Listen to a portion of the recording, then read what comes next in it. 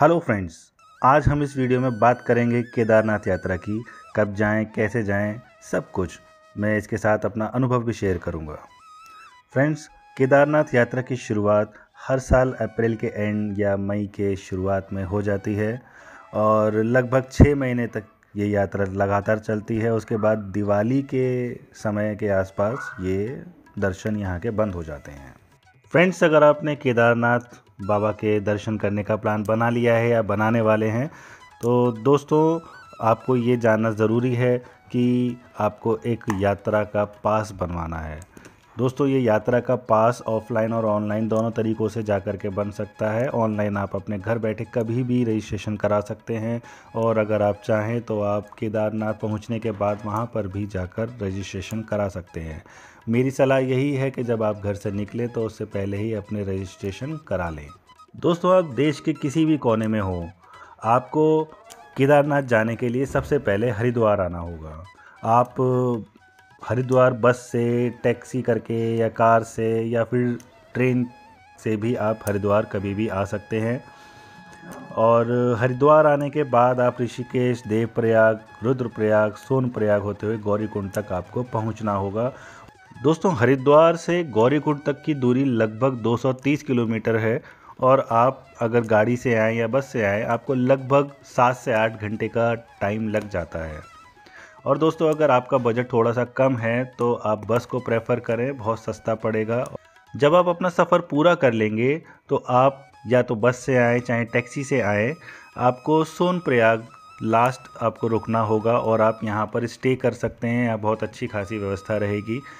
वैसे मेरा अनुभव यही है कि आप जब सोनप्रयाग पहुंच जाएं तो सोनप्रयाग से गौरीकुंड तक कुछ शेयरिंग टैक्सी चलती हैं जो 50 रुपये किराया लेती हैं और थोड़ी ही देर में, लगभग आधा घंटे में वो आपको गौरीकुंड तक पहुंचा देती हैं। तो आप सीधा गौरीकुंड तक ही पहुँचें और वहाँ जा कर के स्टे करें, क्योंकि वहाँ से आपको केदारनाथ के लिए ट्रैकिंग करने के लिए कम समय खर्च होगा। इसलिए कोशिश करें कि आप सीधा गौरीकुंड तक ही पहुँचें। दोस्तों, रात में स्टे करने के बाद अब बारी आती है आपको ट्रैक करने की और उसके लिए आपको जितना जल्दी हो सके सुबह निकल लेना है ट्रैकिंग के लिए। मेरी सलाह रहेगी कि कैसे भी करके आप 4 बजे तक अपना रूम से निकल जाएं और ट्रैकिंग शुरू कर दें। दोस्तों, गौरीकुंड से केदारनाथ धाम तक कुल 18 किलोमीटर की दूरी है और कम से कम आप 7 से 8 घंटे तो लग ही जाते हैं ट्रैकिंग करने में।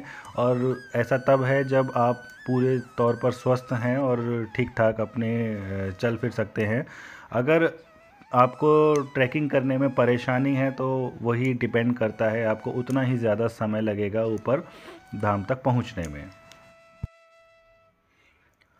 दोस्तों, ट्रैकिंग शुरू करने से पहले आपको कुछ ज़रूरी सामान हैं जो आपको अपने साथ रख लेने चाहिए, जैसे कि rain coat, jacket, woolen cap, thermal हों, शूज़ हों अच्छे जो कि गीले में भी अच्छे से काम कर सकें। कुछ ज़रूरी दवाइयाँ आपके साथ होनी बहुत ज़रूरी हैं। आपके पास ग्लव्स होने चाहिए, टॉर्च होनी चाहिए। ऐसी कुछ ज़रूरी चीज़ें हैं जो आपको अपने साथ रखनी है ट्रैकिंग शुरू करने से पहले। फ्रेंड्स, ट्रैकिंग करने के लिए आपके पास कई सारे ऑप्शन हैं। आप पैदल तो यात्रा कर ही सकते हैं, बाकी पालकी का, कुंडी का और खच्चर का भी आपके पास ऑप्शन वहाँ पर होता है। दोस्तों, अगर आप पालकी से जाने के बारे में सोच रहे हैं तो लगभग 7-8 हज़ार रुपये पालकी में लग जाते हैं। अगर आप कुंडी वो चीज़ होती है जिसमें एक पीठ पे बिठा करके एक व्यक्ति आपको लेकर के जाता है और उसका खर्चा भी लगभग 4 से 5 हज़ार रुपये का आता है। और रही बात खच्चर की, तो खच्चर आपको गौरीकुंड से पूरे ऊपर बेस कैंप तक, केदारनाथ तक आपको 3,000 रुपये चार्ज करेगा। वैसे फ्रेंड्स, मुझे लगता है कि अगर आपको पालकी, कुंडी, खच्चर का इस्तेमाल करना है तो उसकी बजाय आप हेलीकॉप्टर का इस्तेमाल करें, क्योंकि इतने ही खर्चे में आना जाना लगभग 6-7 हज़ार रुपये में आपको हेलीकॉप्टर की टिकट मिल जाती है और बहुत ही सहूलियत से आपकी ट्रैकिंग हो जाती है। लेकिन अगर आप चाहते हैं, आपको नेचर का मज़ा लेना है और पूरे ट्रैक को एंजॉय करना है तो वो तो आपको वॉक करके ही मिल सकता है। हेली की टिकट 3 जगह से यानी कि गुप्तकाशी, सिरसी और फाटा से बुक होती हैं। तीनों के रेट्स अलग अलग हैं और आप इन्हें एडवांस में ऑनलाइन बुक करा सकते हैं। रही बात दोस्तों खाने पीने की, तो आपको पता ही है पहाड़ी इलाकों में कहीं भी चले जाएं तो बहुत ही लिमिटेड ऑप्शंस आपके पास होते हैं। वही मैगी, पराठा, चाय, राजमा चावल। और अगर बात करें इनके प्राइस की तो मैगी आपको 50 रुपये की, पराठा लगभग 60 से 70 रुपये का, चाय 20 रुपये की, कहीं कहीं पे 30 रुपये की भी मिलेगी, राजमा चावल 30 से 40 रुपये या 50 रुपये की आपको प्लेट मिलेगी। अगर आपको एक टाइम का खाना खाना है तो लगभग आपके 200 रुपये खर्च हो जाते हैं। फ्रेंड्स, अगर पूरे ट्रिप की बात करें तो आप कम से कम 3 से 4 दिन लेकर के चलें, एक दिन एक्स्ट्रा ही लेकर के चलें, क्योंकि समय का पता नहीं रहता। यहाँ बारिश का भी कुछ अता पता नहीं रहता, हो सकता है कभी ट्रैफिक ज़्यादा हो, ज़्यादा भीड़ हो, जिसकी वजह से आपको टाइम थोड़ा ज़्यादा लग जाए, तो एक दिन एक्स्ट्रा लेकर के चलें। दोस्तों, बात करूँ इस पूरे ट्रिप के टोटल खर्चे की, तो अगर आप बस से ट्रैवल कर रहे हैं और बहुत ही ज़्यादा मतलब किफ़ायती तरीके से अगर आप चल रहे हैं तो भी आपके कम से कम 6 से 8 हज़ार रुपये मिनिमम बता रहा हूँ, पर हेड 6 से 8 हज़ार रुपये आपके इस ट्रिप पे खर्च हो जाएंगे। और बाकी आपकी सहूलियत आप जिस तरीके की लेंगे वैसे वैसे आपके खर्चे बढ़ते चले जाएंगे।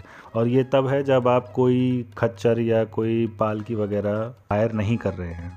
और दोस्तों, लास्ट में मैं अब आपको बताना चाहूँगा कुछ टिप्स ऐसी जो कि आपके बहुत काम आएंगी।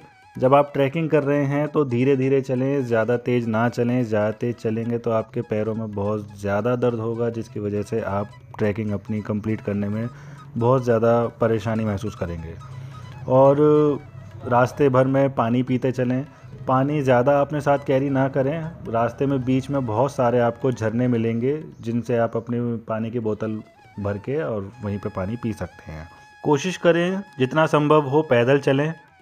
कम से कम वज़न ऊपर लेकर के जाएं। बैग जितना आपका हल्का हो उतना ही अच्छा रहेगा।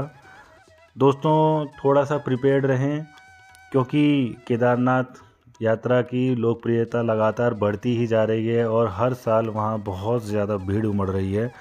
तो दोस्तों, भीड़ भाड़ बहुत मिलेगी, खुद को प्रिपेयर रखें इसके लिए। हर चीज़ बहुत महंगी मिलेंगी आपको, कभी कभी थोड़ी सी फ्रस्ट्रेशन भी हो सकती है। व्यवस्था उतनी अच्छी नहीं है शायद आप जितना सोच रहे हों, लेकिन ये है कि सफ़र तो पूरा हो ही जाता है और जब आप जाते हैं तो दर्शन करके ही लौटते हैं। हर चीज़ बहुत महंगी है। बेड आपको नहीं मिलते, आसानी से मिलते हैं तो बहुत महंगे मिलते हैं। एक बेड होता है वो भी शेयरिंग वाला, जिसकी कीमत करीब करीब 800 रुपये, 1000 रुपये कुछ इतनी पहुंच जाती है। या मिनिमम आप 500 रुपये बेड तो लेकर ही चलें। तो दोस्तों, इस वीडियो में बस इतना ही। बाकी दोस्तों, अगर आप कुछ और पूछना चाहते हैं तो आप कमेंट बॉक्स में लिख दीजिए। अगर कुछ मुझसे छूट गया हो तो वो मैं कवर कर दूंगा, या पॉसिबल होगा तो मैं इसके लिए एक और सेपरेट वीडियो बना लूँगा। धन्यवाद।